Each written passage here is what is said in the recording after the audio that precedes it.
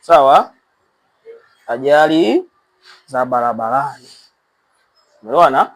Somo linahusu nini? Ajali.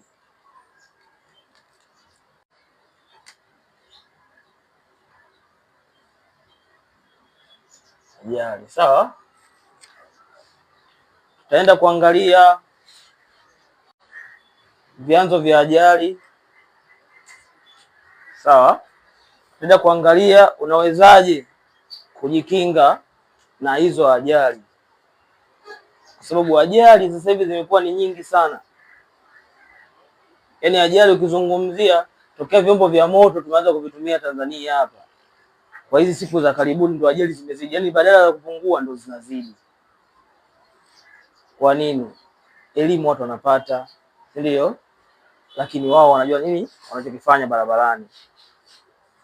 Kwa sababu leo kama siku ile nilivyowatolea mfano kwamba pikipiki zimeondoa vijana wengi sana tokea zilivyoanza kutumika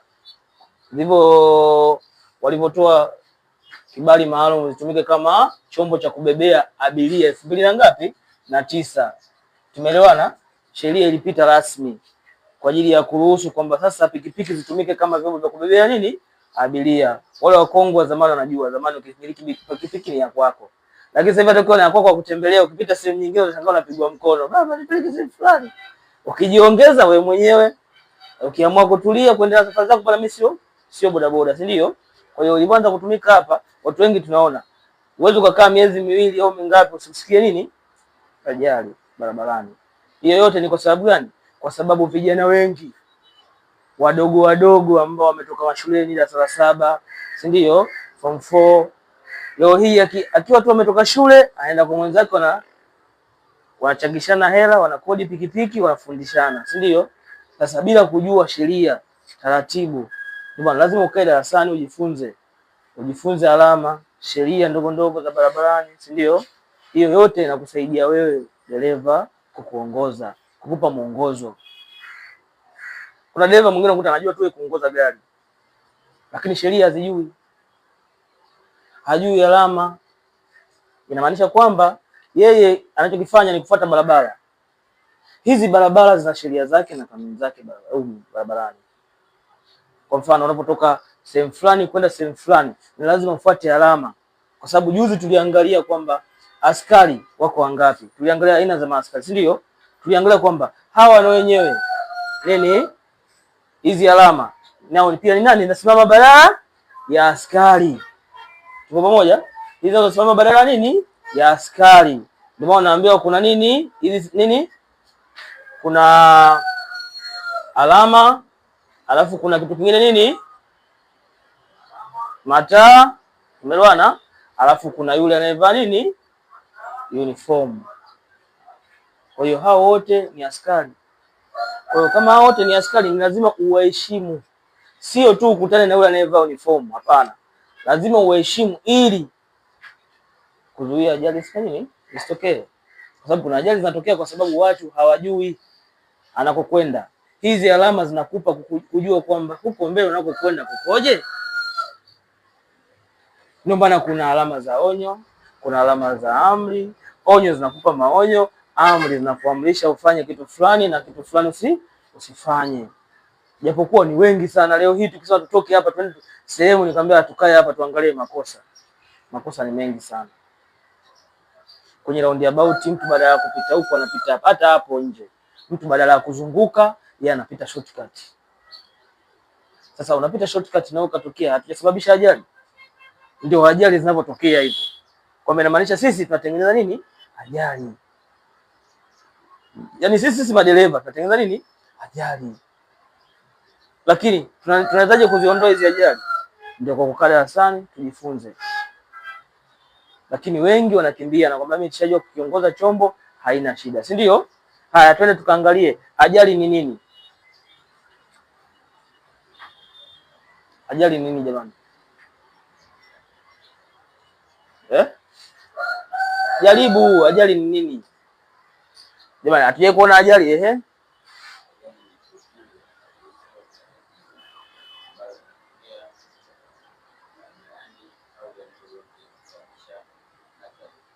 kusababisha nini? Athari. Anakwambia ajali ni tukio, umeelewana?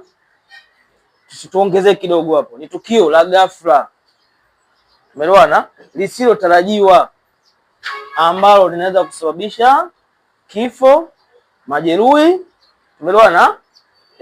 Kifo au majeruhi, au kusababisha nini?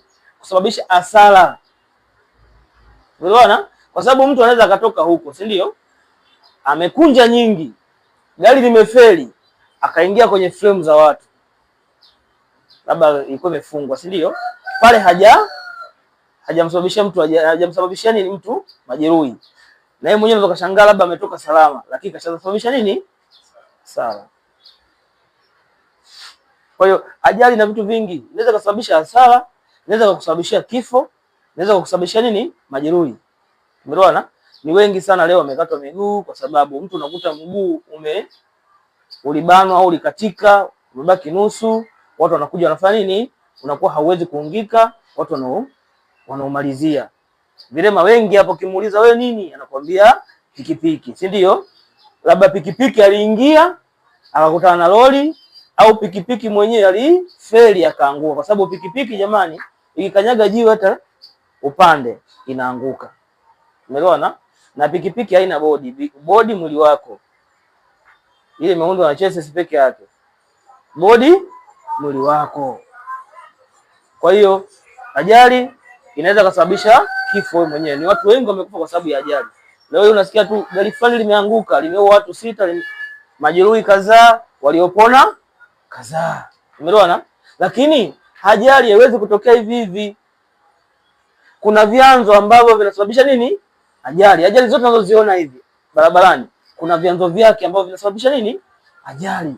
Sasa twende tukavione hivyo vyanzo vya nini? Vyanzo vya ajali.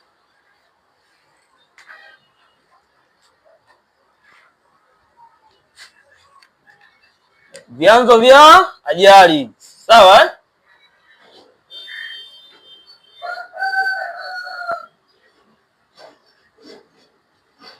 Vyanzo vya ajali vimegawanyika katika makundi mangapi? Vimegawanyika katika makundi matatu. Hivi vyanzo vyetu vya ajali vimegawanyika katika makundi matatu. Kwa pamoja? Kwa sababu ili ajali yote itokee, lazima itokee katika hivi vyanzo hivi. Kuna chanzo kimoja kinakuwa kimesababisha nini? Ajali. Ndipo ajali utakuta imetokea. Hivi ndio vyanzo vya nini? Vya ajali. Haya, namba moja, chanzo cha kwanza ni nini kinachosababisha ajali? Safi, uzembe wa dereva, lakini umelinyambua, anataka uliweke kwenye uzito.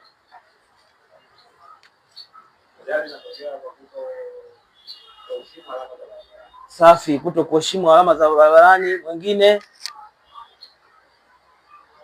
Mwingine jamani, ajali tuje kuiona sasa. Kuna vyanzo vinavyosababisha nini? Ajali.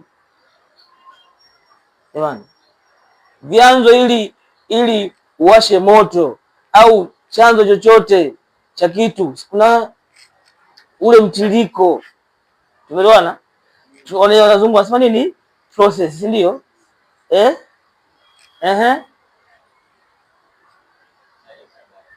Sawa, hali ya barabara, binadamu, si ndio? Sasa jamani, tunasema tunakuja namba moja hapa, tunaliweka, naona wote mmelitoa japokuwa mmelinyumbulisha, si ndio? Sasa mimi naenda kuliunganisha hapa. Tunasema makosa ya kibinadamu. Tumeelewana? Makosa ya kibinadamu.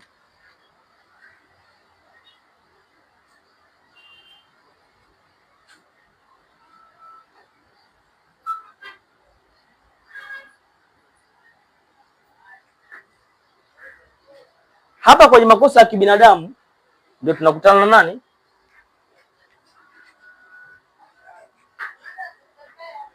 Dereva, si ndio? Tumeelewana? Tunakutana na nani mwingine hapa?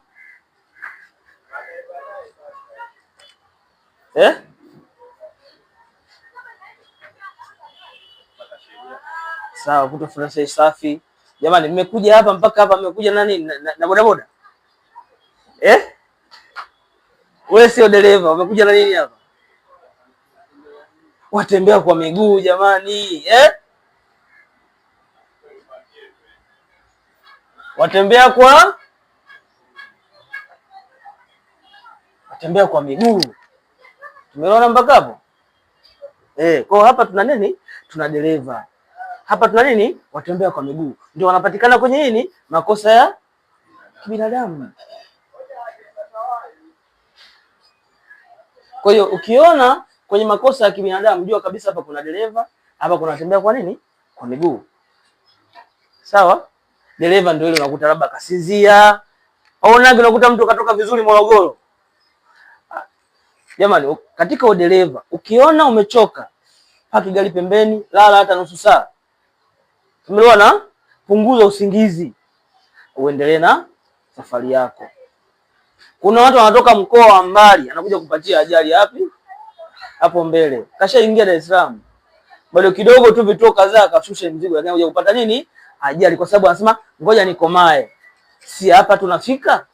Si pale? Si ndio? Jamani, usingizi hauzuiliki. Hata kama uko kwenye maji utasinzia tu. Hata kunywa vya kukata usingizi, lakini kama usingizi wake ukija hauwezi kuuzuia. Mwisho wa siku unajikuta unaenda unahama, unakuja unahama, unaingia kwenye ngema. Sio wapo wengi wametuharibia mataa. Wengi sana haya mataa hapa barabarani wameharibu hao. Kwa sababu mtu hajui muda upi ambao sasa nimechoka na mimi nahitaji kupumzika. Yeye anachotaka kuforce nini? Kuforce amalize kazi. Je, kazi bila afya inaenda? Lazima uwe na afya nzuri ili kazi ifanye nini? Iendelee, au utafutaji ufanye nini? Uendelee. Haya, umetoka huko salama afu unakuja kupata ajali hapo, mzigo hujafika, cha kwanza. Cha pili, wewe mwenyewe ushabaki kilema kama ulipata madhara, si ndio? Au kama ukupata madhara tayari gari ile haliwezi kwenda tena. Tutafute mtu afaulishe mzigo uende. Haya, faida yake ni nini? Ni hasara juu ya hasara. Kwa hiyo dereva, ukiona kabisa kwamba leo mwili wangu hauhitaji, hauko sawa, kifupi usiguse chombo. Au ushatoka zako huko, ushaona kwanza nina usingizi, paki gari pembeni sehemu, tafuta kwenye parking, tulia, lala hata nusu saa, punguza usingizi. Unaweza ukatoka au ukapaki gari lako pale, ukashuka kama ni usingizi wa kawaida, ukarefresh kwanza, ukapigwa na hewa, umeona, kisha ukaingia kwenye gari yako ukaondoka. Kwa hiyo hapa ndo tunakuja kumpata nani? Dereva. Katika makosa nini? Ya kibinadamu. Alafu tunakuja kuwapata nini? Watembea kwa miguu. Wale wenzangu na mimi. Taa zimewaka za kijani. Si ndio? Wengi sana tunakutana nao barabarani. Taa zimewaka za nini? Za kijani, lakini unakuta mtu anavuka. Alafu kuvuka kwake anatembea. Sasa unatembea ili iwaje? Kwanza umefanya kosa. Umevuka kwenye taa ambazo sio za kwako. Unajua hizi taa zimewekwa, afu kuna taa za tujifunza. Kuna taa za nini? Za watembea kwa miguu zile pale. Ambazo zile wengi sana wakifika pale, yakishaona ya kule imewaka, inayomruhusu kutoka njia ndogo kuingia njia kubwa, yeye anajua na yeye ndo karuhusiwa kwa sababu njia kubwa wamefanya nini? Wameblokiwa. Kumbe hapana. Hizi taa huwa kuna sekunde maalum za wale watembea kwa miguu. Ndio maana kuna muda unakuta huko inawaka nyekundu na kule imewaka nyekundu. Pale ndo zitawaka za watembea kwa miguu. Lakini wengi akiwa wamekaa kwenye zebra pale, akishaona barabara kubwa zimewaka nyekundu, si za mruhusu wa barabara ndogo, zawaka nini? Za kijani. Wale wa kijani wakianza kuingia barabara kubwa, unakuta wanatembea kwa miguu na wanavuka. Tayari ni watu ambao wameclaim kwamba ikishawaka nyekundu na nyinyi mnaruhusiwa. Kumbe ni tofauti, inatakiwa ziwake nyekundu huku na kule ziwake nyekundu. Kuna taa ambazo, kuna dakika ambazo za kwao. Mtaenda mtafanya nini? Mtafanya experiment wenyewe pale. Sawa? Mkifika tu pale mtaona hizi za huku zikishamaliza haziwakagi moja kwa moja za barabara kubwa. Inamaanisha kule inakuwa ni nyekundu na barabara kubwa ni nyekundu. Kuna sekunde za watembea kwa miguu sasa kuvuka.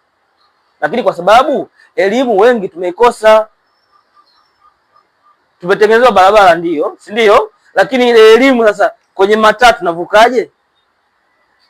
Kweli kuna zebra, lakini wengi wanakosea mataa yote. Ukianza kuchukua la hapa, ukienda la pale, nenda kaangalia jinsi wanavyovuka watembea kwa miguu. Watembea kwa miguu wanavuka baada ya zile taa za barabara kubwa kufanya nini? Kuwaka nyekundu, nao ndo wanaanza kuvuka. Kumbe pale wanakuwa wameruhusiwa barabara ndogo hii inayoingia barabara kubwa. Tuchukulie kwa mfano labda hapa kwa Msuguri, si ndio? Hii barabara kubwa, hii barabara ndogo ambayo inatoka huku kwenda kule. Ikishazima ya barabara kubwa inawaka hii ya barabara ndogo kukuruhusu wewe.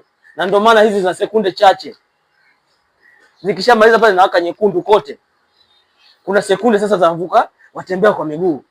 Sasa nenda pale ndio utajionea vituko pale. Zimewaka za barabara ndogo, unakuta nao ndo wanavuka. Alafu wanatembea sasa. Hawana muda. Sawa? Hawana muda. Sasa ile inasababisha nini? Ajali. Unajua gari kuna muda mwingine huwa na fail brake. Umeelewana? Kwa usiamini chombo cha moto kile kinakuja mbele yako ukiwa mtembea kwa miguu. Chukua tahadhari mapema. Lakini mwingine si ananiona? Si lugha zenu nyinyi. Si ananiona? Jamani, unaweza ukashangaa unakanyaga breki hazipo, kumbe pipe zisha nini? Imekatika mafuta ya breki. Imeshavulisha mafuta huko mwisho. Au mwingine gari kubwa anakanyaga kumbe upepo umefanya nini? Umeisha. Kila kikanyaga hamna kitu. Kila kikanyaga hamna kitu. Unaenda kufa kizembe kwa sababu ya kusema si ananiona. Hata zebra pale sehemu maalum ambayo imetengwa kwa ajili yetu, sio ndio uvuke hivi, kwa sababu kumbuka pale kuna taa maalum ambazo zote zinakuruhusu fanya nini? Uvuke. Ikishapita zile sekunde inawaka nyekundu, inamaanisha wewe usimame, magari yapite. Kwa lazima na wewe kidogo pale ukaze mwendo, sio ukimbie, kaza mwendo. Kwa sababu kwenye kukimbia unaweza ukajikwaa. Umeelewana? Unaweza kufanya nini? Ukajikwaa. Na pale nini? Ni madhara. Umejikwaa alafu ndio uko unakimbia dakika za mwisho, unakuta kuna wale ambao washasoma toka mbali huko kwamba taa yetu inafanya nini? Inawaka kijani. Yeye akija anapita. Kwa hiyo pale inatakiwa ukishasimama pita kwa mwendo wa haraka kidogo. Sasa wengine wengi unakuta pale wanatembea, wanakimbia. Watembea kwa miguu wengi wanafanya nini? Wanakimbia. Wewe ushaona mimi nishachelewa. Simama. Jamani, dakika ngapi? Hata zidi dakika 3 pale. Taa zako zinakuwa zimewaka. Si ndio? Dakika 3 hazifiki. Taa zako zinakuwa zimewaka. Unavuka tena, lakini sisi tunajifanya kwanza ni wachelewaji wazuri.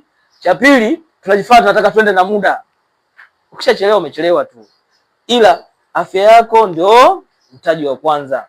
Ukishakuwa kilema wewe, hata mimi mwenyewe ukinipigia simu na iangalia siku ya kwanza, nitaipokea. Siku ya pili tayari vizinga vimeanza hivi. Naiweka mkononi, si ndio? Nikishaweka natupia chini. Sawa? Kwa hiyo kitu cha kwanza angalieni afya zenu unapotaka kuvuka barabara. Cha pili, unapokuwa unataka kuvuka barabara ili usisababishe ajali hapa kwenye makosa ya kibinadamu, tunaanza kuangalia upande gani? Si tunataka tuvuke barabara, tunaanza kuangalia upande gani? Wa kulia, si ndio? Ambako ndio unatokea nini? Magari, si ndio? Tunafuata wapi? Kushoto, si ndio? Alafu tunamaliza wapi? Kumbuka hapo bado sijavuka hapo. Tumeelewana? Naanza kulia. Nafuata kushoto, kulia nimeona ni salama, nafuata kushoto ni salama, si ndio? Natupa tena kulia tena. Ninapofika katikati natupa tena kushoto. Tumeelewana? Namaliza safari yangu. Sio umefika unamkuta jirani na unavuka na wewe mwisho wa siku unakuta unasababisha nini? Ajali. Au umejikwaa hapo, mambo yanakuwa ni mengine. Kwa sababu kumbuka sasa hivi kuna bodaboda, bajaji hawaelewi. Ambapo unasema hapa mimi napita, mwenzako naye kaingia.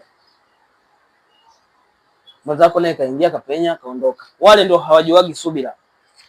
Katika watu ambao sijawahi kuona wamekaa kwenye mataa, kuna bodaboda, yaani ndio namba moja.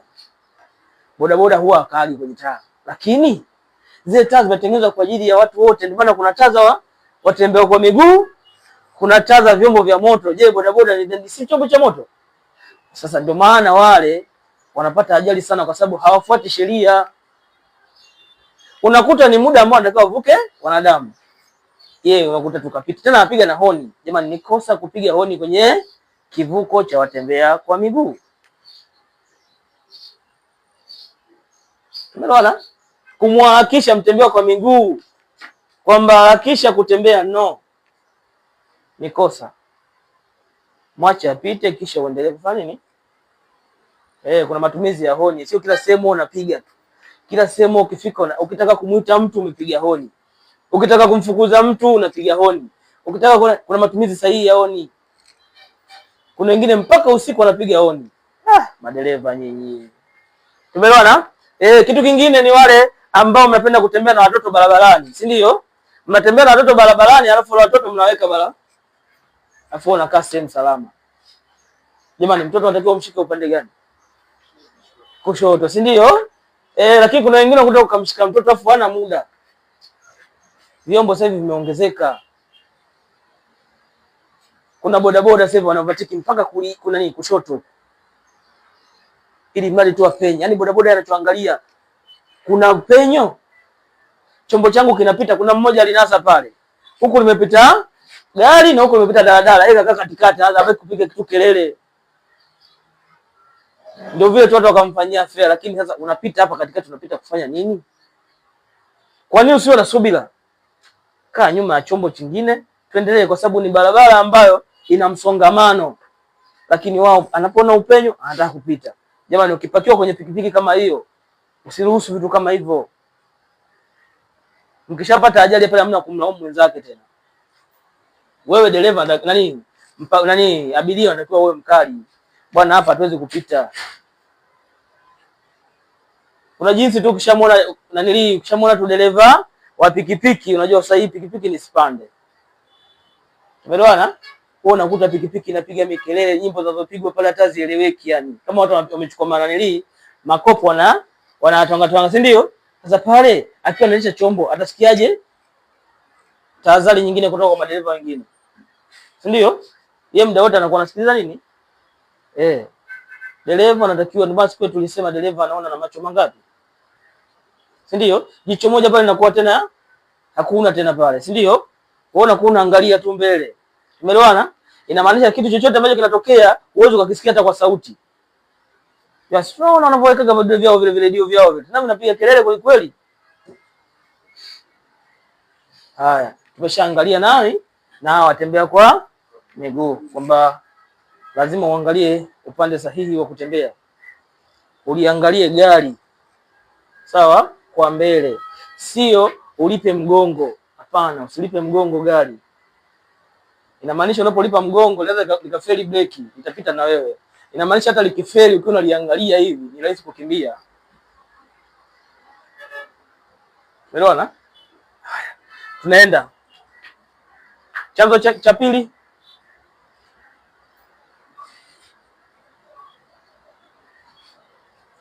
Usiogope kujaribu, kwa sababu upo darasani unajifunza. Chanzo cha pili, tumeshaangalia makosa ya kibinadamu. Chanzo kingine kinachosababisha ajali, ubovu wa chombo. Makofi matatu jamani hapo.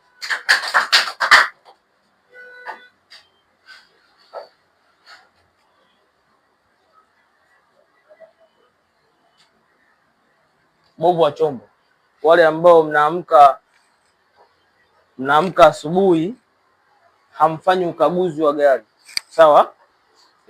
Kuna ukaguzi wa kila siku, kuna ukaguzi wa wiki. Tumeelewana? Kwamba kila siku unatakiwa ukague gari lako. Tumeelewana? Kila siku utakagua ukaguzi wa wapi? Wa nje, si ndio? Utafanya ukaguzi wa ndani ya gari, utafanya na ukaguzi wa kwenye bonnet. Kwa kila siku. Huo ni ukaguzi wa kila siku, kwa sababu chombo unapokilaza leo, uje kulaza chombo leo afu kesho ukipiga akiwaki. Kwa nini? Jua kuna shida ambayo imejitokeza. Kwa hiyo utakapokilaza chombo na kesho yake ni vitu vili tofauti. Kwa hiyo lazima ukifanyie ukaguzi kabla ya kuondoka. Wewe mwenyewe tu ukiamka asubuhi, leo sijisikii vizuri, si ndio? Tayari ushajikagua pale. kwamba hujisikii vizuri, lakini ingekuwa hauna akili timamu, unainuka tu unaondoka na safari zako. Lakini mpaka unasema leo sijisikii vizuri, nasikia dalili kama za mafua, ndio kama kwenye gari unaweza kusema leo naona gari langu haliko sawa. Tumeelewana? Umeshakagua study. Kuna mtu alitembea kutoka sehemu moja kwenda sehemu nyingine, anakuja kufika pale asubuhi, anataka kwenda kazini, anakuja kukagua study zile, anakutana nati moja, na maanisha nyingine zote zilifunguka njiani. Alikuwa anatoka mkoa mmoja kwenda mkoa mwingine, anatoka Dar kwenda Dodoma. Inamaanisha kwamba wakati anatembea kumbe zilikuwa zinafunguka. Asubuhi anajikuta na nati moja, yani ndio pona yake. Kwa angekuwa sio mtu wa kukagua chombo, inamaanisha angewasha chombo na kingeenda kumsababishia nini? Ajali. Haya, ashumu tairi la mbele ndio limefunguka sasa. Unaja kujitetea hapo. Ipo mmoja tulikutana naye pale, mama limepasuka la mbele, limemuingiza kwenye mtaro. Kwa ni lazima ukague hivyo vitu, ukaguzi wa nje, ukaguzi wa ndani na ukaguzi wa kwenye bonnet. Sawa? Ukague uangalie kama gari langu sasa linaondoka nao. Labda kama tatizo litatokea njiani. Unakuta mtu kaishiwa mafuta jamani, Dar es Salaam hapa. Mmoja aliishiwa mafuta hapo. Pako na shangaa watu wakaanza kusukuma. Sasa mimi ninachojiuliza, dashboard yake inafanya kazi haifanyi kazi? Gari ilikuwa haijaribika ile. Gari ilikuwa imeisha mafuta. Inamaanisha dashboard inafanya kazi haifanyi kazi. Unajua taa ikishawaka inamaanisha kuanzia hapo sasa unaanza kutumia reserve. Tumeelewana? Kuanzia hapo unaanza kutumia nini? Reserve. Kwa hiyo lazima uchukue tahadhari mapema. Ndio maana hata wao walikutengenezea gari, wakakutengenezea na reserve kabisa, kwamba bwana huyu binadamu tunakutengenezea kabisa na reserve yake. Ile reserve maana yake ikutoe sehemu moja mpaka kwenye petrol station. Sio ndio utembee nayo. Lakini sasa sisi tumechukulia kwamba ndio tutembee nayo. Hapana. Ndio sasa na wale ambao kile kitairi kidogo, si ndio? Ile tairi imewekwa kwa ajili ya kwamba kukutoa sehemu moja kukupeleka mpaka sehemu ambayo utapata huduma ya tairi, ufunge tairi lako. Lakini kuna watu wanatembelea miezi, anakuambia tu matairi yamepanda bei bwana. Matairi yamepanda bei bwana. Afa anakuambia kigumu hiki, kumbe ni kweli ni kigumu. Lakini kikutoa sehemu moja kikupeleka sehemu pale kwenye huduma, ndio maana ile kwamba ile ndio maana spare nini? Spare tairi. Yaani spare tairi kutoe hapa ikupeleka kwenye huduma ambayo nataka sasa bana nikafunge tairi langu jingine, kile ukirudisha kama kawaida kwamba kitakutoa kitakuokoa sehemu nyingine. Ndio kama reserve, mafuta ya reserve. Mafuta ya reserve na maana ya kutoa ya kupeleka kwenye petrol station ukafanya nini? Ukaongeze mafuta. Sasa kuna mtu anakuta anaendesha na kwambia, unajua bwana nipe kidogo nile pale. Taa ishawaka unajua. Natembelea hivyo hivyo. Wanaitaga nini sijui wenyewe. Boda boda na wajua wana misemo yao. Utasikia natembelea kidole juu. Sinasemaga kidole juu ile na yao wamekuwa wameipeleka juu, si ndio? Natembelea choki, yani natembelea choki, yani kidole juu. Anakuambia natembelea kidole juu bwana hapa. Jua tayari anatembelea reserve. Sasa mpaka amekukatikia. Huo ni uzembe. Kwamba wewe ushaona kabisa taa imewaka. Toka hapa naenda Shell kajaze mafuta. Inamaanisha kwamba ile reserve ni kukutoa hapa kukupeleka kwenye mafuta ujaze. Sasa sisi tunatembea nayo kama ulikuwa unaenda Kariakoo unaenda nao mpaka hivyo Kariakoo naambia. Sasa kuna baadhi ya magari ukimaliza mpaka reserve hayataki nusu robo wala nini, yanataka full. Sawa? Kwa jamani wenye ndoto ya kununua vyombo tuangalie. Sio mtu ukitumia unatumia tu kana kwamba ile chombo sio cha kwako. Chombo lazima ukitunze kama unavyojitunza wewe. Umeona mpaka hapo? Kwa tunaangalia ubovu wa nini? Wa chombo. Kwa ubovu wa chombo ndio tunaangalia vitu kama hivyo. Kuto kukagua gari. Jamani hata kama unatoka hapa unaelekea labda tuchukulie sehemu ya mbali, si ndio? Jamani hata kama utapaki sehemu upate chochote kitu, si ndio? Hakikisha kabla ya kuondoka angalia, kagua zile study zile. Study mnazijua? Nati. Kagua nati zote zile, angalia je, hazijadondoka, hazijalegea. Kumbuka jamani, joto linafanyaje chuma? Linatanua, si ndio? Alafu ikija kutulia kwenye baridi, je, ile nati itabaki vile vile?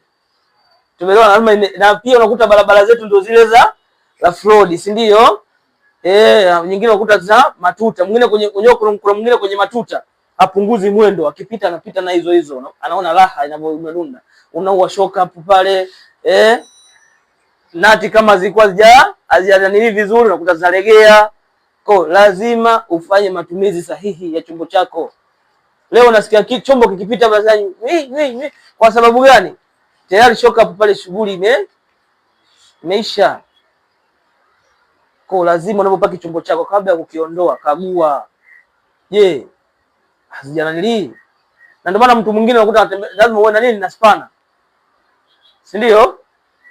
Spana mkono ile una testi, je, zote zimekaza? Tuendelee na safari. Sasa siku mpaka tairi unakuta tairi lile pale, afu unaulizwa tairi si gari gani limepita, kumbe tairi lako mwenyewe la nyuma limetoka linaondoka hivyo. Kwa nini jamani? Kwa jitahidini kukagua. Umeelewana? Kuna ajali nyingi zimetokea kwa sababu ya ubovu wa nini? Wa vyombo. Unakuta mwingine labda chombo chake kinaisha sana na nini, kinakula sana oili, si ndio? Oili gari inachemsha. Umeelewana? Au unakuta maji rejeta ikai inavuja, engine tayari ishakuwa ovyo, lakini mtu anaibembeleza, ngoja nibembeleze nitafute hela. Umeona? Siku zote ulikuwa wapi kuitafutia hela? Umeelewana? Kwamba chombo chako wewe ukitunzi. Wewe unasema tu ngoja nitafute ni ungeunge kwa ajili ya kufanya nini? Kutengeneza engine. Umeona? Mwingine unakuta inaenda kunoki yuko mlimani hapo. Umeelewana? Au mwingine unakuta labda matairi. Mtu aenda kununua tairi, haangalii wamehifadhi katika mazingira gani. Tairi siku zote linatakiwa lihifadhiwe katika mazingira ambayo hayana joto. Kwa sababu tairi ukilihifadhi kwenye joto linapoteza ubora.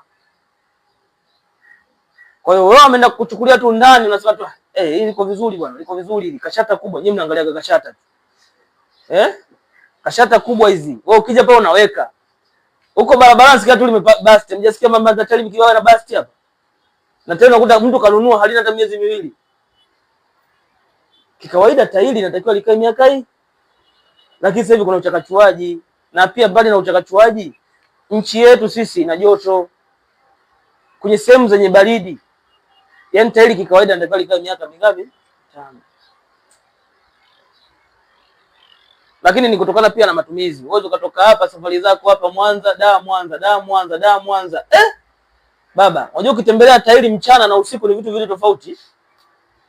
Mchana kumbuka kwamba hata pale kwenye lami unakuta kama kuna miali ya moto.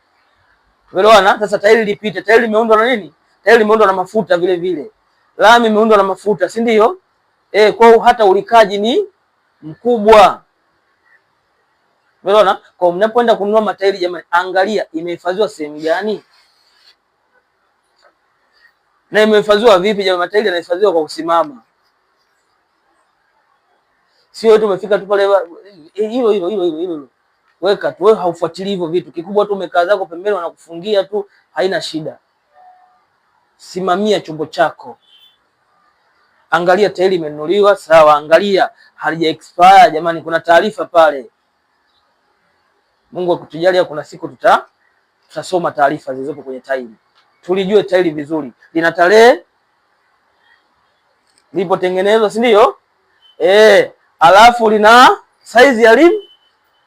Umeelewana? Ina size ya upepo unaotakiwa kujaza pale. Sio unajijazia tu, kuna size ya upepo. Umeelewana mpaka hapo? Una mwaka uliotengenezwa lile tairi. Umeelewana? Kwa lazima ufuatilie hivyo vitu, angalia bwana ile tairi unalopewa ni sahihi. Tuko pamoja? Na pia unapofungiwa tairi, jitahidi sana usogee karibu kumwangalia yule anayekaza zile tairi. Je, amekaza kweli? Kuna wengine mafundi anamwambia dogo, ana vitoto anamwambia kazeni pale, kwa sababu ana kazi nyingine. Anaogopa hii kazi isije kakimbia. ikaondoka. Kwa naambia watoto kazeni, na wao wamekaa tu pembeni, nimejiachia. Watoto wale wanakaza, kumbuka hawana nguvu. Unakuta wengine hawana mashine ya kufungia. Inatakiwa waadjust na miguu ile pale, si ndio?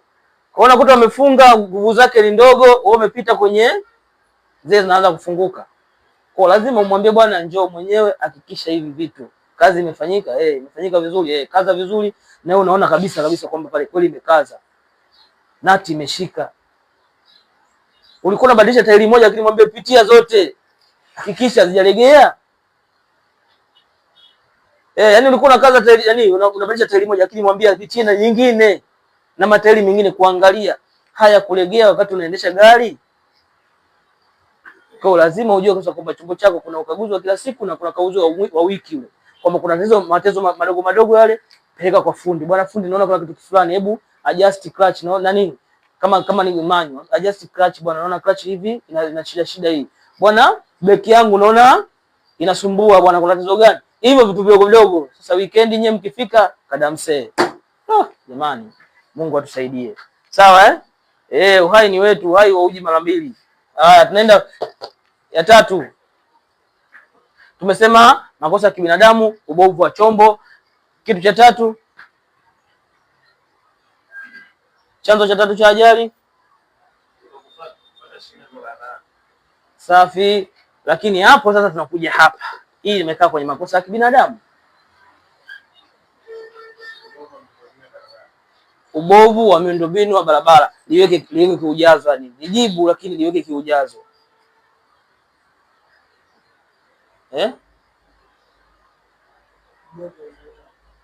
Sawa, ni lile lijaze kidogo, ubovu wa barabara. Lakini ubovu wa barabara uko katika nini? Unakaa angani? Unakaa wapi?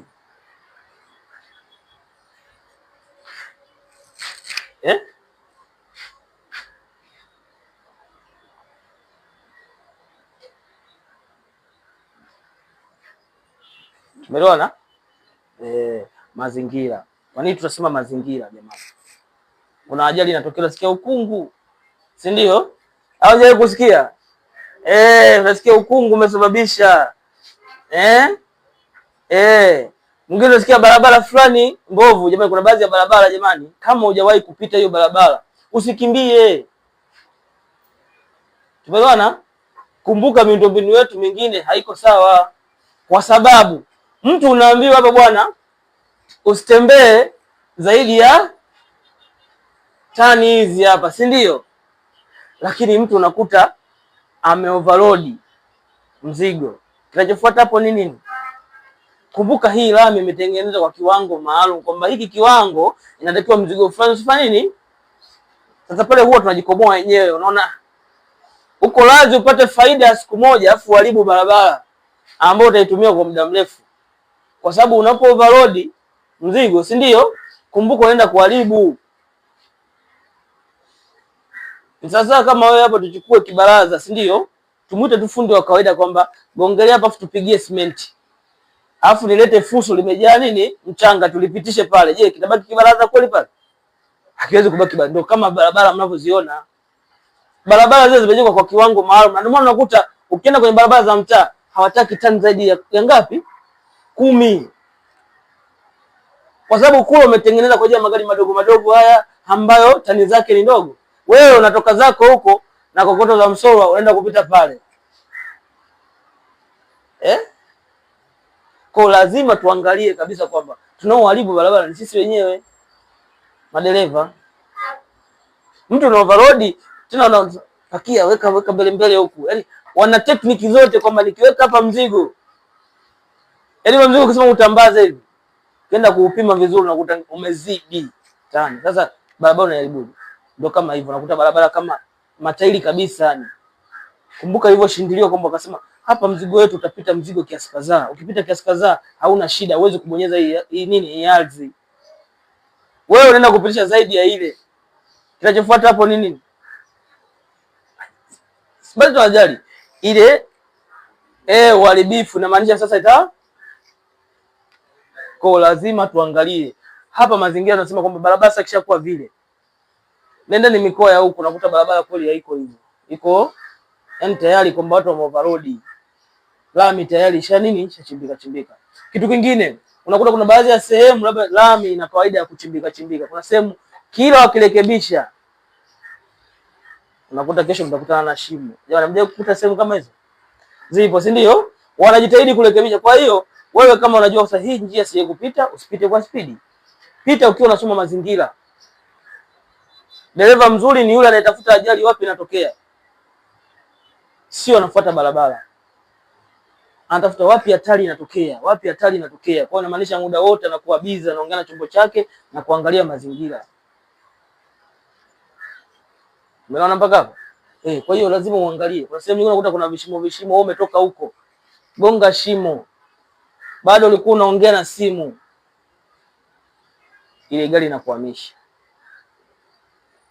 Kisha kuhamisha huko tayari shughuli imekuwa nyingine. Kwa hiyo mazingira kama hivyo.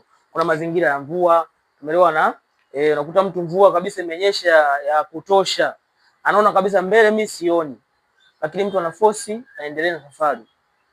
Kwa nini usipaki gari lako pembeni? Paki gari lako pembeni. Subiri mvua itulie kidogo, endelea na safari zako. Sawa? Yani lazima uangalie mvua, ukungu, ndio? Hivyo vitu ni muhimu sana. Uangalie, je, barabara yangu iko vipi huko? Sehemu ambayo hujawahi kupita usikimbie, kwa sababu hujui mazingira ya barabara jinsi yalivyo. Kuna mwingine unakuta anakimbia, lakini wakati anakimbia mwenzako kumbe anajua sehemu fulani kuna tuta, sehemu fulani kuna tuta. Kuna wale madereva wale, anaminya hapa ikashavuka. Wewe sasa umekuja huko mtu wewe unataka mshindane, na wakati barabarani hatushindani. Wewe ukija pale unakutana na tuta. Na mwenzako anakufanyia makusudi. Akifika pale tu na kidogo kashapanda kaondoka. Wewe umefika pale tu ama jituta hili hapa. Ajali inatokea kwa design hiyo. Kwa hiyo mazingira pia yanasababisha ajali. Muda mwingine unakuta labda barabara inatengenezwa. Wewe mwenzangu na mimi haujui kusoma hata alama. Kuna mani ya tuoki pale, si ndio? Wanaekaga yale mawe. Je, kuona mawe yamesogezwa nini? Na ajali za gari. Nakuta mtu gari kaenda moja kwa moja mpaka kwenye ile jiwe. Unakuta tayari kule barabara wameipunguza, wameweka yale mawe pembeni kuzuia watu wasipite huko. Mtu haujui unapita kule. Umeelewana? Kwa mazingira muda mwingine huwa yanasababisha nini? Ajali. Lakini sheria yetu ya barabarani ya mwaka 1973 hii imetambua hivi kama vyanzo vya nini? Vya ajali. Lakini hivi vyanzo vya ajali vimepewa asilimia. Hiyo sheria yetu imevipa hivi vyanzo asilimia.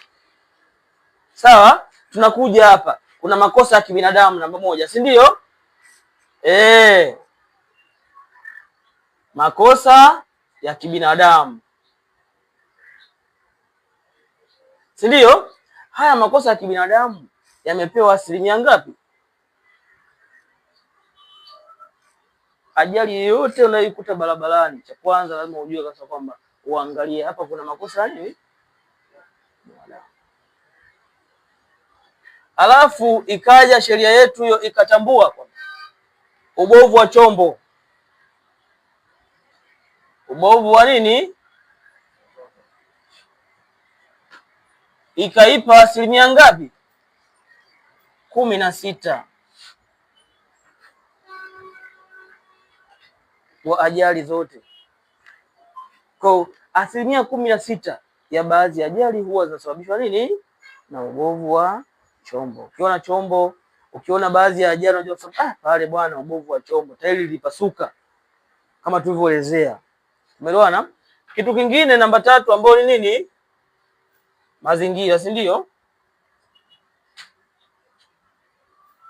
Mazingira imeipa asilimia ngapi? 8. Kwa hiyo makosa ya kibinadamu ndio yanaonekana na asilimia kubwa sana ya kusababisha ajali. Inamaanisha sisi hapa ndio tunasababisha nini?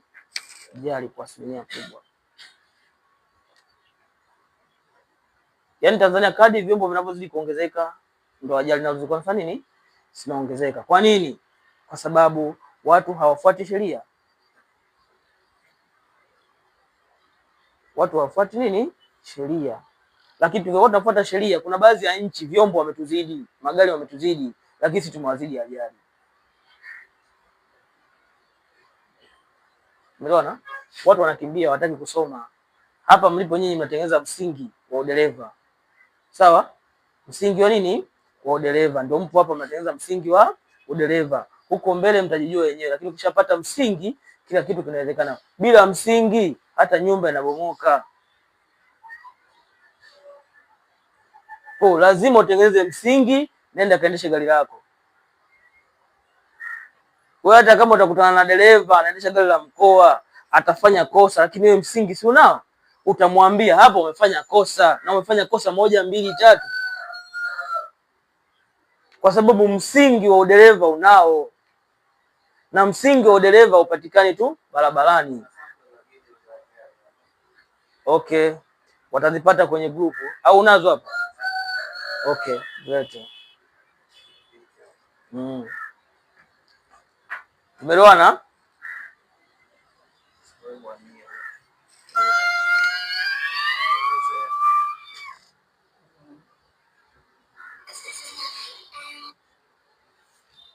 Haya. Umeona? Huyu anafanya nini hapa? Jamani, angalieni jamani kwa Tomaso, hata macho mnashinda kuona jamani. Huyu ana chati. Umeona mpaka hapo? Anachezea nini? Simu. Anajibu si message. Si tayari vishaumana huko hata sielewi. Tumeelewana tayari kashafika huku, gari lishamhamisha. Tumeelewana? Kashasababisha nini? Ajali, afu kagonga mpaka alama yetu pembeni. Tuko pamoja? Kwa hiyo unapotumia chombo cha moto, hakikisha simu yako unaiweka pembeni. Ikiwezekana hata kama unaweza kuitoa sauti, itoe sauti ili sikutoe kwa nini? Haya, mwingine huyu hapa.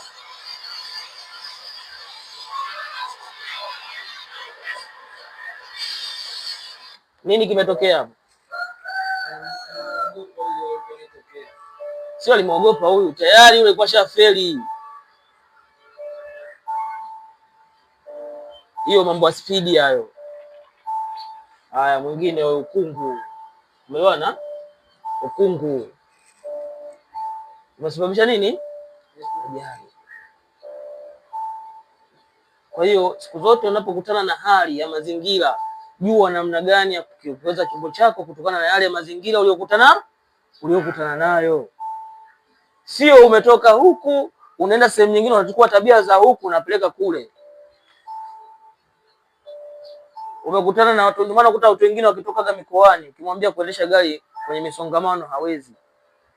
Kwa sababu kule akitoka hapa akifika mpaka kwa kukutana na foleni, akutana na chochote. Unaona mpaka hapo? Kwa hiyo vitu kama hivi. Kwa hiyo mtu wa kwanza lazima usichezee simu. Mtu mwingine yule pale kaja pale speedy.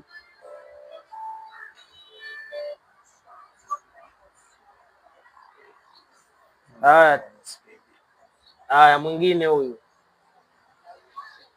amelose control. Umeona? Umeona huyo? Speed imemhamisha hiyo. Siku zote nawaambiaga kwamba jamani, kwenye maeneo ya kona uwezo ukapinda ukiwa umekanyaga ni mafuta. Lazima ulegeze mguu wa mafuta ili uweze kufanya chombo chako kuwe kizito, uweze kupinda. Au kama ulikuwa gia ya juu, unarudi gia nini? Ya chini. Tumeelewana? Kama ulikuwa gia ya juu, unarudi gia ya chini. Ulikuwa 3, rudi 2 ili uweze kupinda vizuri. Ukipinda na spidi, ile gari utashindwa kufanya nini? Kuiongoza. Ndio kama huyu hapa. Alikuwa spidi. Mwisho wa siku ile gari ameshindwa kudhibiti. Na nyie wengi ndio mkogo hivyo. Unakuta ukishona chombo kinakuhamisha, ndio unapozidi kukanyaga mafuta badala ya kuachia mafuta. Wengi sana ukiona chombo kinamhamisha, yeye ndio anazidi kukanyaga nini? Mafuta, huko anaanza kuhangaika nacho juu. Lakini ukiachia mafuta kile chombo kinakuwa kizito. Labda kiwe kwenye mtelemko, ndipo kitazidi kufanya nini? Kukuendesha. Kwa hiyo vitu kama hivi, ndio maana haya yote ni makosa nini? Ya kibinadamu. over speed, tumeelewana? Kuto kusoma mazingira uliopo, tabia za mazingira haya, unapeleka mazingira haya. Ndio maana dereva anatakiwa uwe mdadisi wa mazingira, kusoma haya mazingira anataka nini na anataka niendesheje. Umeelewana? Tabia za Manzese usipeleke kwenye mikoa ambayo inaanili. Kumbuka Manzese kuna misongamano. Toa gari niweke gari, au Kariakoo. Umetoka na huku, ndio maana kuna mwingine hawezi kuendesha Kariakoo kwa sababu hawezi ile tuingie hapa tupite hapa, misongamano. Kwa kila sehemu dereva anatakiwa usome mazingira yale yaliyopo, jinsi yalivyo, ndio uweze kuendesha kutokana na mazingira yale. Unaona mpaka hapo? Kwa kingine ni mazingira. Maana tukatolea mfano ukungu, mvua. Usifosi kuendesha kwenye hizo hali. Endapo unaona kabisa kwamba mimi bwana mbele siwezi kuona vizuri, sioni hatari inayotokea mbele, kwa sababu dereva sifa yake nyingine anatakiwa una uwezo wa kuona mita 100 hatari inayotokea wapi? Mita 100. Sasa kama ukungu au mvua mita ngapi tu pale uone 10, lazima utasababisha nini? Ajali. Yule haoni, mimi sioni, kinachofuata hapo ni nini? Tutagongana. Umeelewana? Kwa tushaona vitu kama hivyo. Kwa hiyo vitu vingine ni kutokufuata sheria.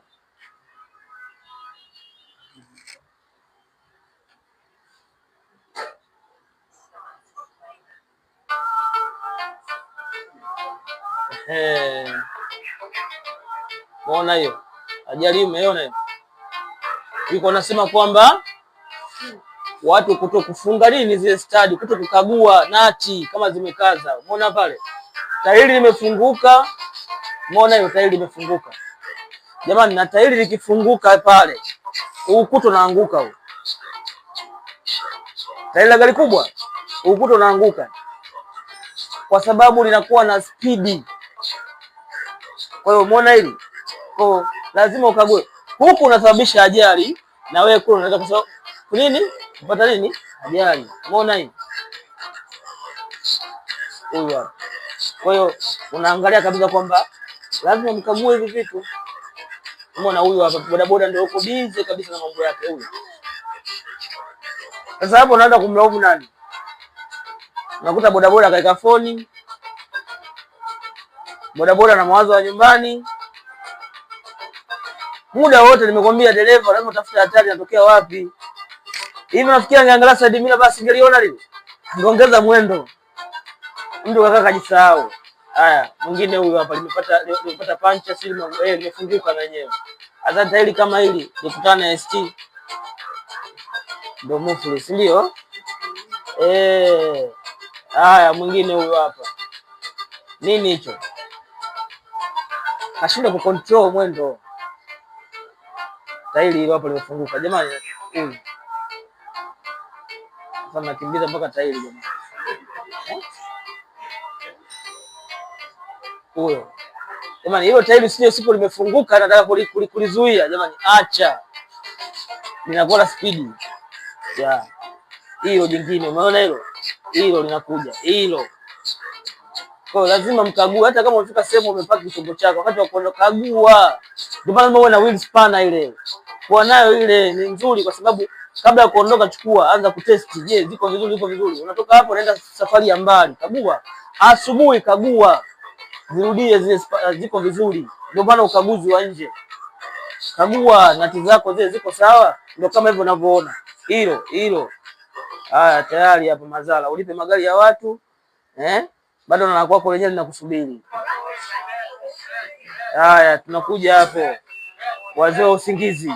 Tulikuwa tunazungumzia usingizi, si ndio? Mtu uko kwenye usingizi, kaweka na muziki. Umeona huyu hapa mwingine huyo. Cruise control. Umeona? Cruise nini? Control. Huyu.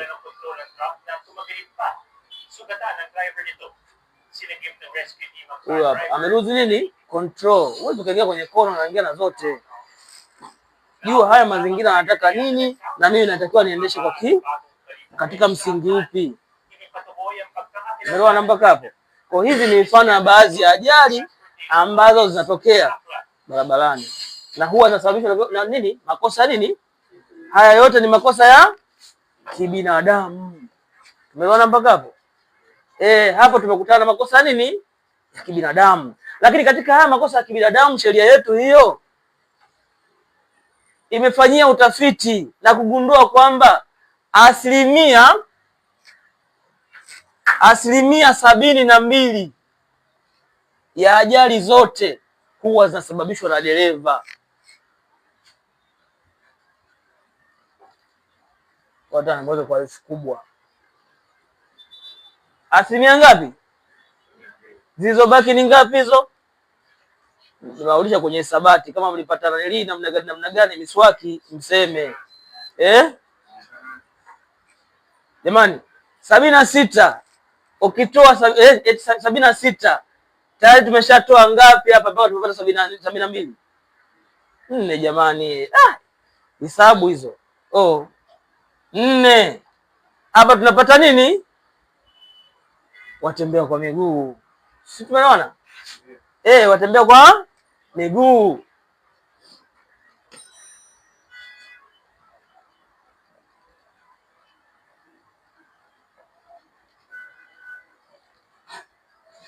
Umeona? Kwa hiyo kumbe katika hii yote hii asilimia zote dereva peke yake ana asilimia 70 na ngapi? Na hizo zote tulikuwa tunaangalia clip hapo za nani? Dereva.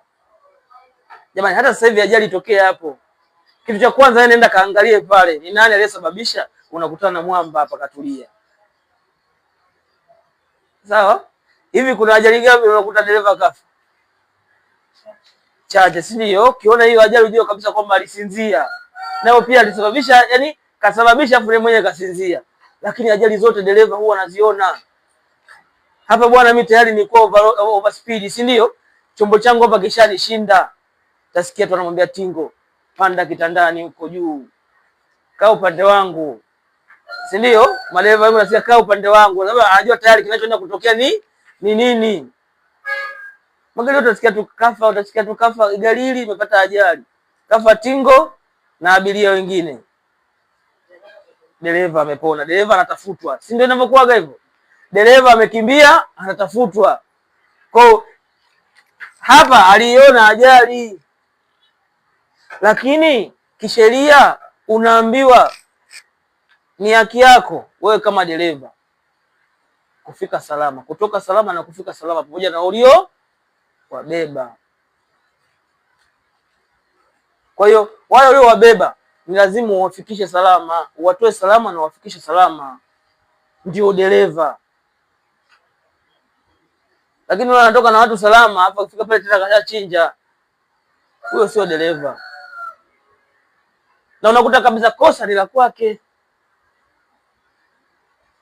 Kwa asilimia ngapi? Unaona asilimia za dereva. Hizo asilimia za dereva za kusababisha nini? Ajali. Afu hizi ndio wale zangu na mimi, unampeleka mtoto huku unakaa huko, unatembea upande ambao magari yanaendeshea. Si ndio? Hizi 4 ndio za kwetu sisi, watembea kwa miguu. Wale ambao wakivuka mmoja mnavuka wote. Sehemu ambao haina zebra, haina nini, wewe unatembea, si ananiona? Ndio wakina sisi hizi asilimia 4. Kavuka fulani, wakina mama waoga sana kuvuka barabara. Anamuiga mwenzake, utakuta anakimbia kule, wakina nani wanavuka wale. Na akienda anaondoka na wale. Umeelewana? Kuna bodaboda, kuna bajaji. Hizo haziangalii mtu, si ndio? Kwao ni hizi. Kwa hiyo sheria yetu imemtambua dereva kwamba hizi asilimia 72 yeye ndio anayesababisha ajali zote zinazotokea barabarani. Lakini hizi asilimia 72 dereva huwa sababishi vivi. Ana vyanzo vyake na hivi vinavyosababisha nini? Asababishe hiyo ajali.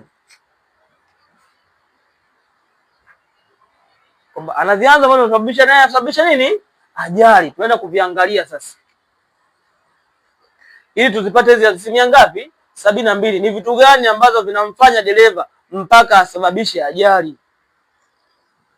Vitu vinavyomchangia dereva sababisha nini ajali. Namba moja, ujinga.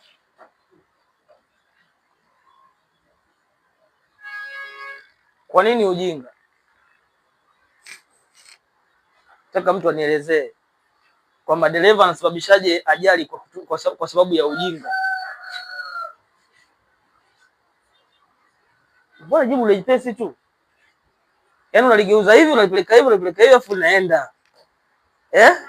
Ni hapo mpo wapi? Afu mwamba yuko barabarani kule, hana muda, unaambiwa anaendesha chombo. Ndio? Kwani dereva mjinga ni yupi? Au mtu mjinga ni yupi? Je, mtu mjinga na maarifa? Mtu mjinga hana nini? Inamaanisha huyu dereva mjinga hana maarifa kutokana na hiyo fani aliyonayo. Hajui kukiongoza chombo chake vizuri, hajui sheria, hajakaa darasani kama hivi, hajui alama, si ndio? Hajui hapa panataka nini na pale panataka nini. Ni madereva wangapi ambao husababisha hivi? Ndio tunarudi kule kule kwamba ajali nyingi hapa katikati zimetokea kutokana na ujinga. Mtoto katoka darasa la 7 tu kwa changa hela, wanaenda kukodi pikipiki wanafundishana, si ndio? Akimaliza form 4 kakosa kazi, anakabidhiwa bodaboda, au kama asipokabidhiwa bodaboda anachukua day worker, si ndio? Nipe day worker. Ni wengi sana wamekufa. Tumezika vijana kuliko wazee. Kwa sababu ya nini? Ujinga. Watu hawataki kupata msingi kama nyinyi hivi mnaopata msingi. Yeye anaona kwa sababu mimi najua kuvuta mafuta, najua kupakia abiria na kuondoka, hiyo Lakini wewe unaweza kumiliki pikipiki mpaka uzee wako usipate ajali. Kwa sababu gani? Unafuata sheria. Haufuati barabara kwa sababu yule anakuwa anafuata barabara. Afuati sheria. Kwa dereva kuwa mjinga ni hatari sana kwake yeye pamoja na aliyowabeba. Wewe unapakiwa tu na kitoto, tunaona tu kimepaki. Lazima uangalie maamili mbili jamani. Hata nyinyi muangaliaje? Boda boda unaona kapiga ndala. Usipande pikipiki wewe. Vijana. Yaani hata mavazi stahiki yanayostahili kuvaa kwenye boda boda hajui. Element anakuambia nzito, nimeziacha nyumbani. Au ndo akikupata pale unasikia wewe, lazima element yako bwana, nimepata mteja wa kwenda mjini. Yaani hapo shuka kwenye boda boda mapema. Mtu anakuambia nimepata mteja wa kwenda mjini, na wewe unakubali tu, umekaa tu. Na kama kifurushi kimetoka kutolewa kwenye nanili, kwenye kimbinyiko, tunaondoka, si ndio? Kwa usikubali eti kwamba umekaa tu hivi. Inaadhimu element umepewa, jua kabisa huyu hajui hata mavazi stahiki. Inawezekana kile chombo sio chake. Lazima uwe makini na afya yako. Wewe umekaa tu, yule anaonekana kabisa ni mjinga. Na ukishapanda utaona hata utembezaji wake wa chombo. Umeona? Chombo kinakuwa kinaenda tu kinavyotaka. Hapa hataki overtake, ama overtake. Hataki kufanya hivi, anafanya. Si ndio? Kwa sababu hajui sheria na taratibu za barabarani. Yeye anachojua tu kutoka nyumbani na kufuata barabara. Kwa dereva mjinga utamtambuaje kwanza?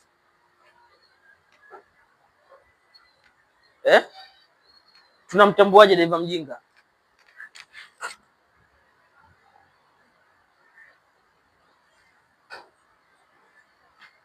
Na majibu nimewapa mengi tu hapa. Dereva mjinga tunamtambuaje?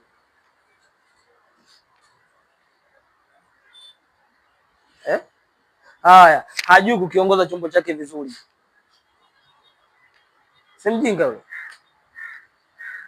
Namba 2.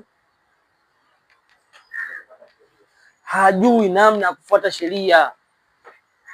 Si mjinga wewe jamani. Ndio tumesema mjinga si ana maarifa. Ndio tunataka tujue hayo maarifa ambayo alitakiwa awe nayo afu hana.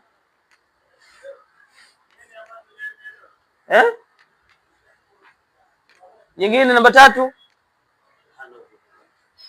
Hana uvumilivu pia, yaani yeye ni mtu ambaye ana kitu kingine. Dereva mjinga utamjuaje?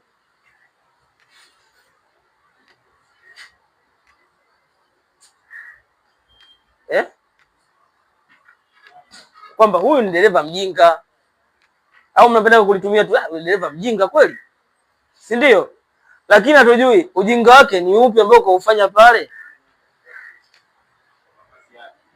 Safi, sawa, lakini yeye mwingine haya, nitaenda kulivadavua huko mbele ya safari. Sawa, tunaenda kuangalia namba 2, sababu za dereva kusababisha nini ajali hiyo, ni kutokana na haya mambo haya.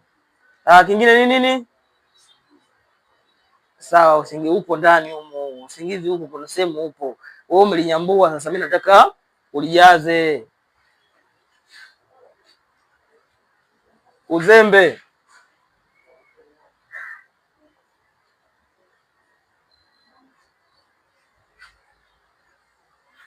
Jamani, nyinyi si ndio mkikaga tu tunasikia yule dereva mzembe kweli.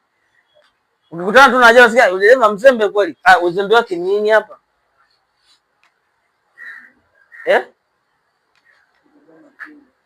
Eti jamani, yule dereva ni mzembe kweli, uzembe wake ni nini? Mtu kuwa mzembe maana yake nini? Kutokuwa makini barabarani, si ndio? Cha kwanza anakuwa hayuko makini barabarani, si ndio? Yeye yuko bize na mambo mengine. Ndio kama yule dereva tumuona mzembe yule kashika simu, si ndio? Alikuwa anafanya nini? Anachati. Tumeona mpaka hapo kwamba yeye kipindi yuko bize hivi, kitu gani kinatokea huku mbele? Na tulisema kipindi kile waliokuwa somo la kwanza tulisema dereva anatakiwa aone nyuzi mia ngapi? 300 na ngapi? Na 60 duara. Tumeelewana? Inamaanisha anatakiwa katika dakika moja uweze kuona duara zima linalokuzunguka wewe, mbele, kushoto, kulia na nyuma.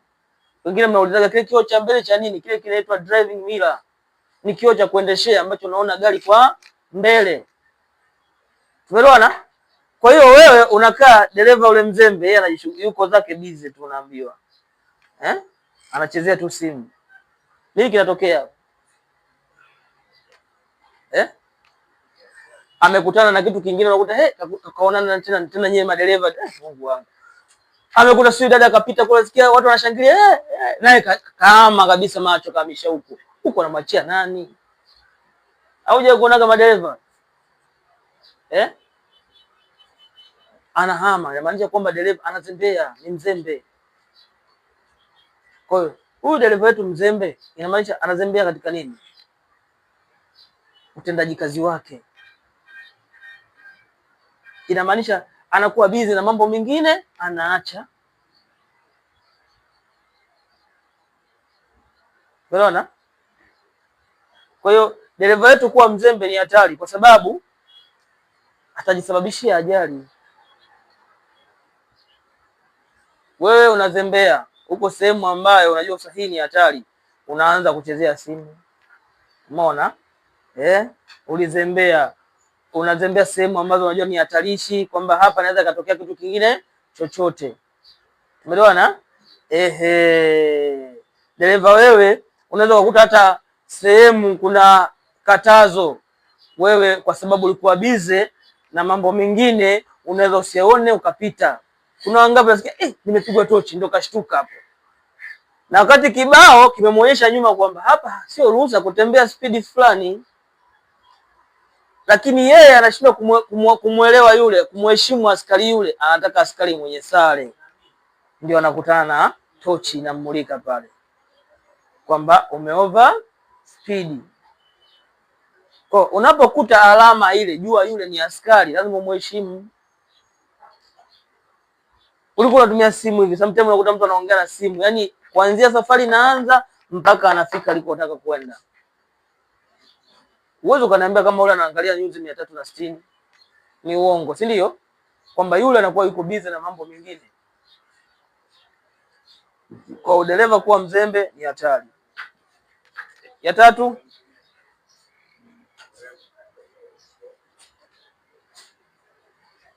tatu, ujinga, uzembe na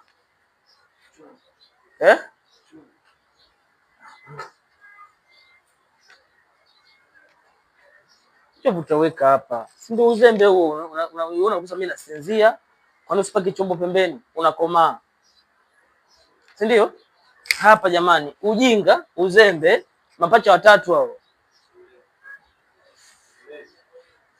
Sawa, tutaweka hapa kwenye uzembe. Mtu ushajiona umelewa, kwa nini usiache wakaendesha wengine? Mwisho wa siku unajikuta unasinzia, si ndio? Ujinga, uzembe na upuuzi.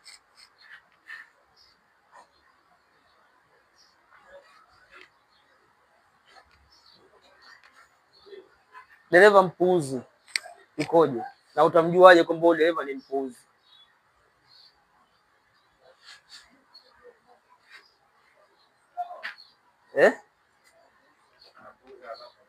Safi, anapuuza alama za barabarani. Cha kwanza anapuuza nini? Alama za barabarani. Ila akimwona askari aliyevaa sare ndio anamheshimu. Ndio kazi ya huyu dereva nani? Mpuuzi. Sio kwamba havijui hivyo vitu, anavijua lakini anapuuza.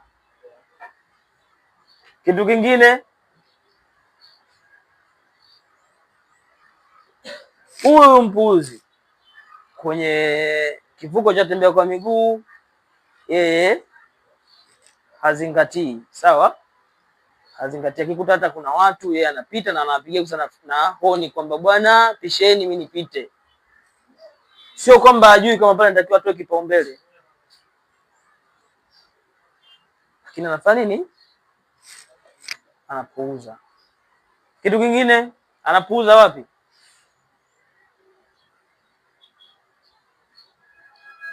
Madereva jamani, dereva mpuuzi.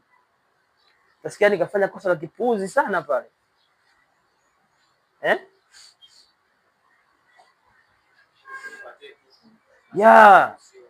Ameovertake sehemu zisizo, sio kwamba hajui, anajua ila amepuuza.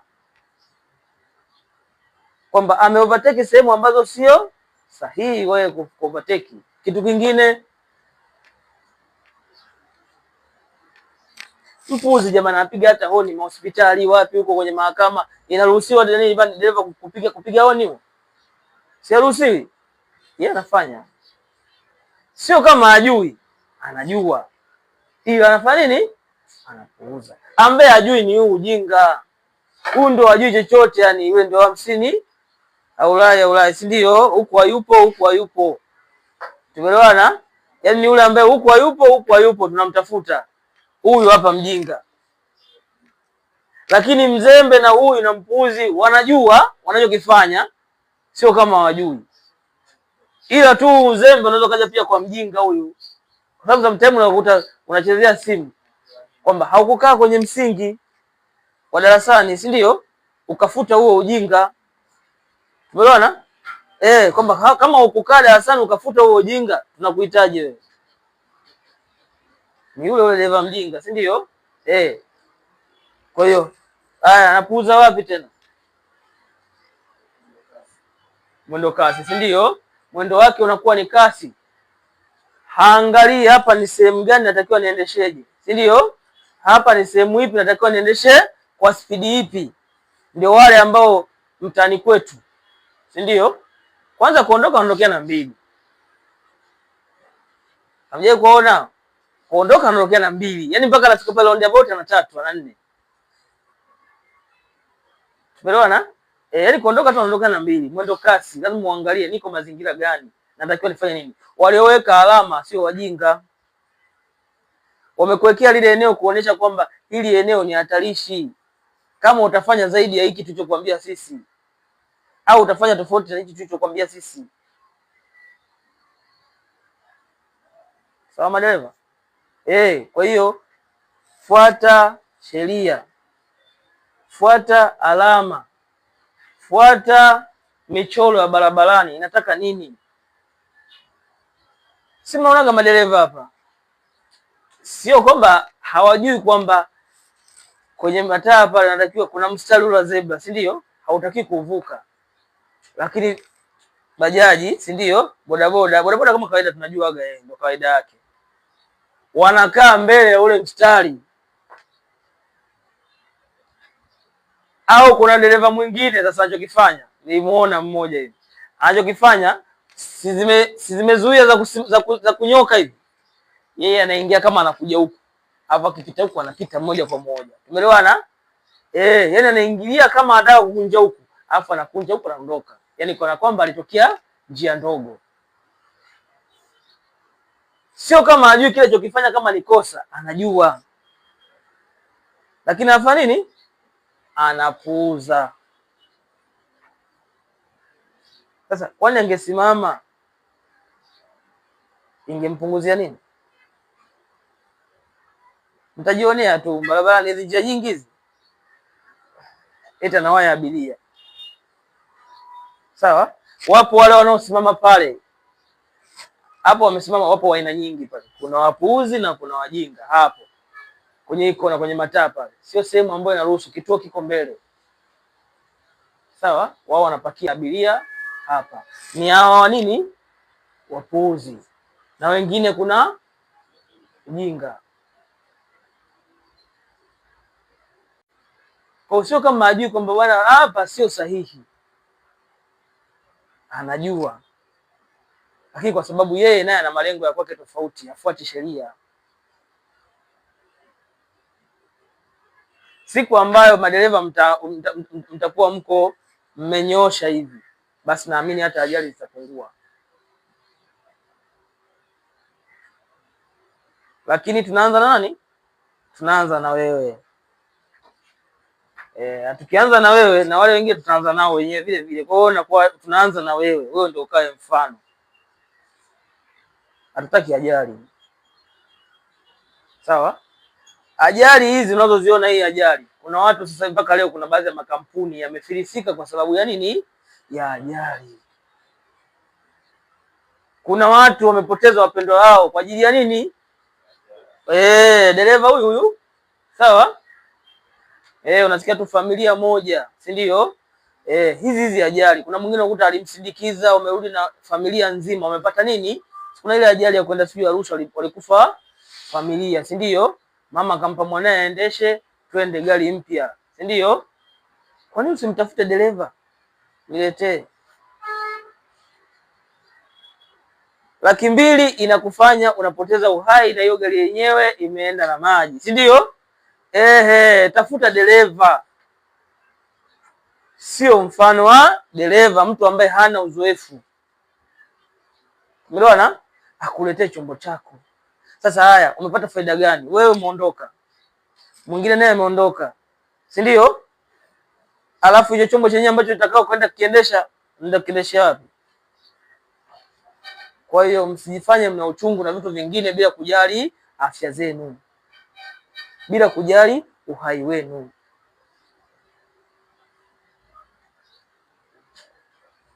Leo hii nakwambia kuna watu hapo, maisha yamebadilika kabisa, yamekuwa ovyo kwa sababu ya nini?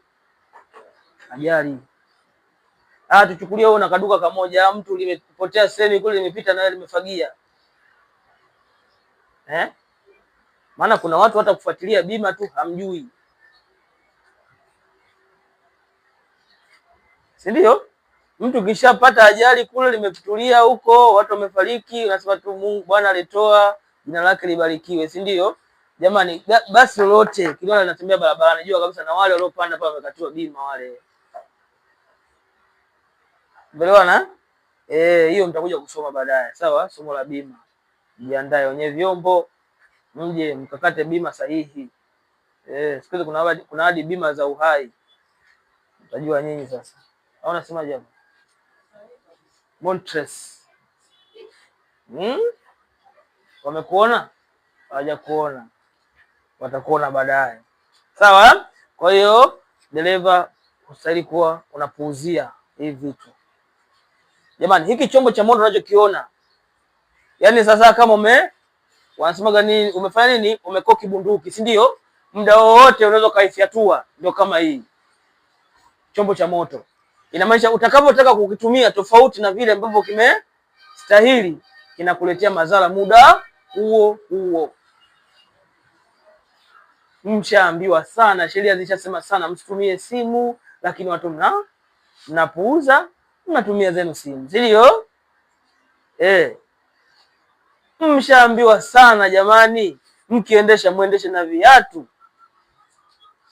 lakini mtu anaendesha nini? Na sendo. Si wengine mnakujaga hapa, wengine wanakuja na ndala. Jamani, unapokanyaga ile sendo, kwani nilikwambia usiendeshe sendo, wewe unapuuza. Unapokanyaga kwenda pedo ile, si ndio? Si kuna muda unaiachia ile na kaile na nasa. Je, kinasa kinachofuata pale ni nini? Ajali. Kwamba inamaanisha kwamba sometimes ulikuwa kwenye mwendo, sasa sendo isha nasa hivi, lakini kiatu hakiwezi kunasa, kiatu tunakiinua chenyewe. Lakini sendo kisha nasa hivi, inamaanisha kule mbele vidole vitabaki vimeshikilia huku hivi. Na kaida ya binadamu anapokuwa kwenye hatari, badala kuikwepa zaidi ndio anazidi kuiongezea zaidi, kukanyaga mafuta. Yeye anachoamini kwenye mikono tu, kunaambiwa kila kipeleka kushoto kulia nakuta Kwa jamani, lazima msipuuze sheria. Popote palipo kuna sheria zake, lazima mzifuate. Ukizifuata sheria, mbona utaishi vizuri na maisha yako yataendelea, kwa sababu uhai wako. Ndio maana nimwambia, ukishapanda tu bajaji ukaona huyu mbona mtu huyu, hapana, shuka, panda bajaji nyingine au pikipiki, tafuta mtu aliye sahihi, anajitambua. Unapanda mtu anaendesha hivi, amekaa upande, ndala kaiweka mbele hivi, unategemea mtafika salama? Kufika salama ni mipango ya Mungu tu hapo. Lakini je, wewe umejiteteaje? Wewe umejilindaje? Na wewe umepewa ufahamu? Tuendelee. Nimemaliza hapa, si ndio? Tumwangalie dereva nini? Mpuuzi. Kwa hiyo ukiona ajali yoyote dereva amesababisha, ni hii kitu kimoja hapo hapa kimechangia dereva asababisha nini? Ajali. Aidha ni ujinga, aidha ni uzembe, au ni upuuzi. Kwa kuna kitu kimoja ambacho kimesababisha yeye asababisha nini? Ajali. Ndio hapa tunajua kuipata asilimia ngapi? 70 ngapi? 72, si ndio? Ya usababishaji wote wa nini? Wa ajali. Tunaenda kumaliza namna ya kujikinga na ajali. Namna ya kujikinga na ajali. Tunajikingaje na ajali? Tunafanya maombi sana. Tunafanya nini? Twende hapa baba. Matumizi sahihi ya alama za barabarani. Safi. Mwingine, ukaguzi wa chombo chako. Safi. Mwingine,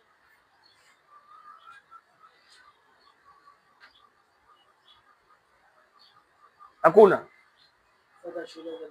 kufuata sheria za barabarani. Safi. Mwingine, nashukuru kwa sababu mnajibu jamani, leo nakaa kuna baraka tele leo. Twende. Mwingine, hakuna. Jamani, tunajikinga tunajikinga na ajali kwa kufuata kanuni za udereva wa kujihami. Tunajikinga na ajali kwa kufuata kanuni au nguzo za udereva wa kujihami. Ndio namna ambao unatakiwa ujikinga na nini? Na ajali.